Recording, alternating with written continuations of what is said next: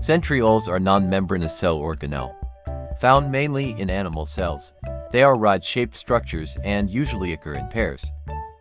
These occur at right angle to each other near one pole of nucleus.